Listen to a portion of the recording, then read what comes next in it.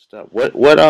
You said earlier that the Kurdish people were separated into four different countries: Syria, Iraq, Iran, and Turkey. Are they even though they're divided, are they united in those four areas? I mean, do they help each other, or are they separated by philosophy or ideology or something else as well? Now, the Kurdish political parties in Syria and Turkey and Iran, they cooperate. They are very close to each other. But Iraqi Kurds, they act independent. They do not participate as they should, because they are the free ones. They have their territory and their administration recognized by the Iraqi constitution. They are also recognized by the major European powers, NATO members, and USA. They can play a very positive and very strong role, but they are shy doing that. Yeah. Another host from a show called The View Up Here, Canadian Glenn, an awesome guy. He sent a question in that said, "How will the battle for the Syrian city of Raqqa play out in the end in Europe? What do you believe is going to happen there? I know there's Kurdish people in the fight and involved. So what do you think is going to happen with that?"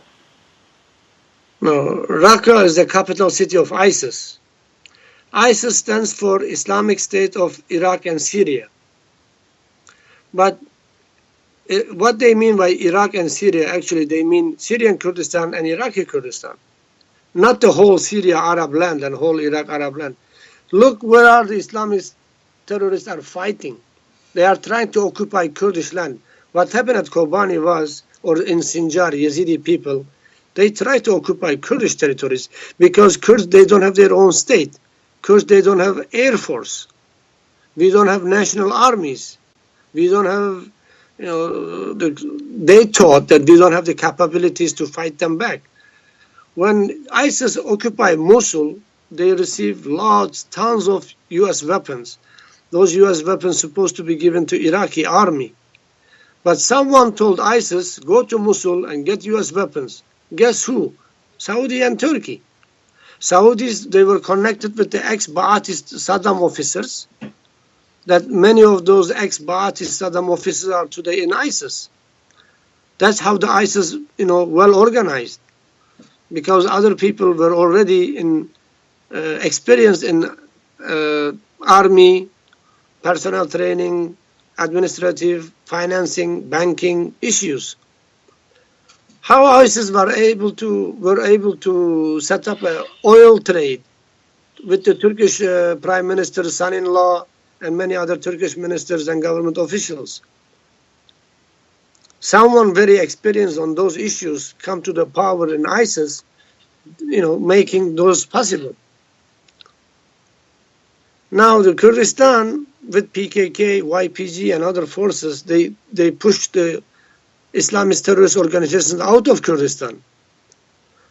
And now you don't see, after Aleppo, you don't see the Islamist terrorists are really fighting with Assad regime, or they are fighting with the Iraqi government.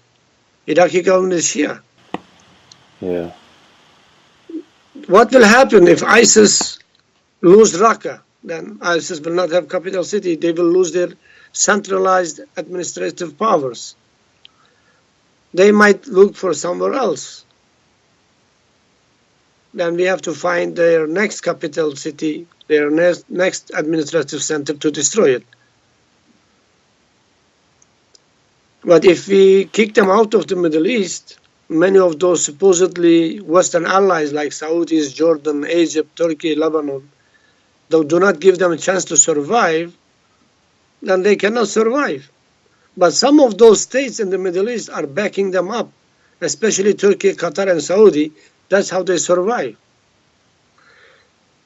We have to stop state sponsorship, state support to Islamist terrorist organizations. And if NATO, USA stops Turkey from doing that, that's half of the job.